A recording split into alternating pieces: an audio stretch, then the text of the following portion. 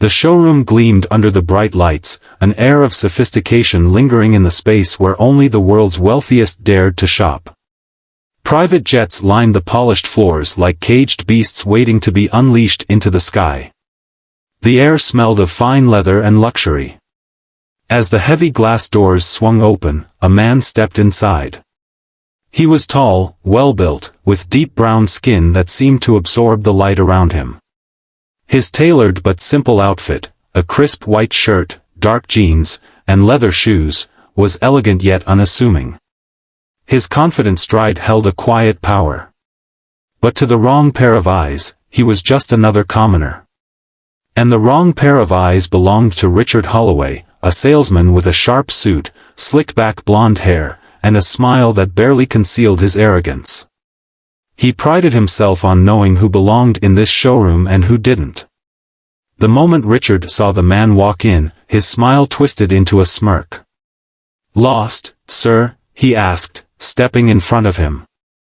The man glanced around the room, his dark brown eyes filled with quiet curiosity. He let out a small hum before turning back to Richard. "Actually, I'm here to buy a jet." Richard's smirk deepened. He crossed his arms, his Rolex catching the light. "Sir, these aren't your average commercial planes. They start at $40 million. The man chuckled. "I know." Richard's expression hardened. He had spent years dealing with wealthy clients, and none of them looked like this. His instincts screamed, "Waste of time." "Sir, I don't mean to be rude, but perhaps you'd be more comfortable looking at economy-class flights at the nearest airport." A heavy silence settled between them. The man stared at Richard for a long moment, unreadable. Then, a slow, knowing smile stretched across his face. "Is that so?" he mused. "And what makes you think I can't afford one of these?" Richard scoffed, already losing patience. "Sir, people who buy jets don't walk in here wearing jeans. They arrive in Rolls-Royces and have assistants handling negotiations. Now, I don't want to embarrass you, so let's not waste each other's time." The man sighed, nodding as if he had expected this. "All right then," he said smoothly. "Can I at least see the interior of one?" Richard rolled his eyes but led him to one of the smaller jets, determined to end this ridiculous interaction quickly. As he climbed the steps behind him, Richard muttered under his breath, "Unbelievable." Inside, the cabin was a masterpiece of luxury, cream leather seats, gold accents, a mini bar stocked with the finest liquor, and a conference room designed for billion-dollar deals.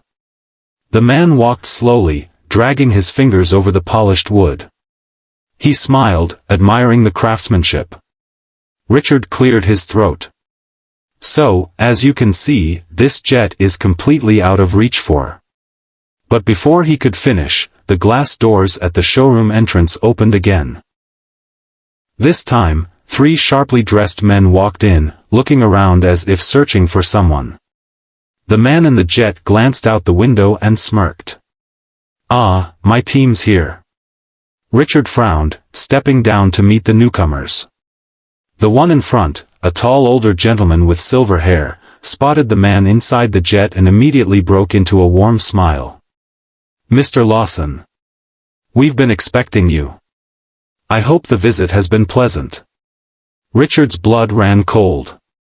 "Lawson?" he repeated, his throat suddenly dry. The older gentleman turned to him, unaware of his confusion.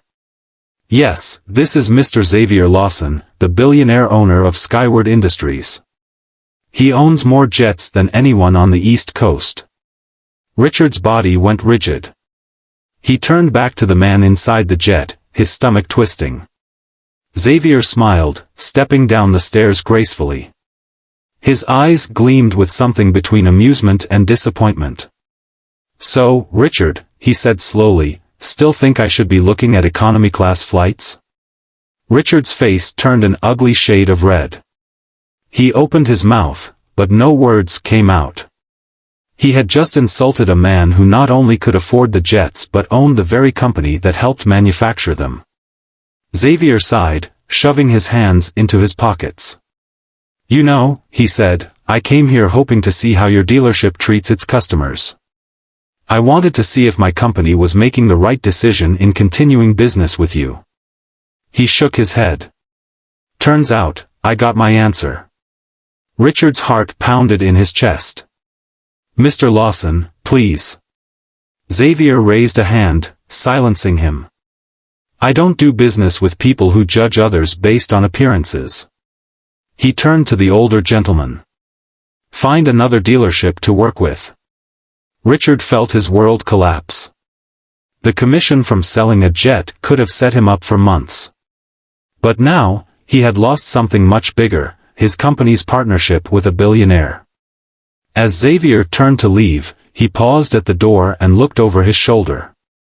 Oh, and Richard, he said, his voice calm but firm, next time someone walks in, don't assume you know their worth just by looking at them.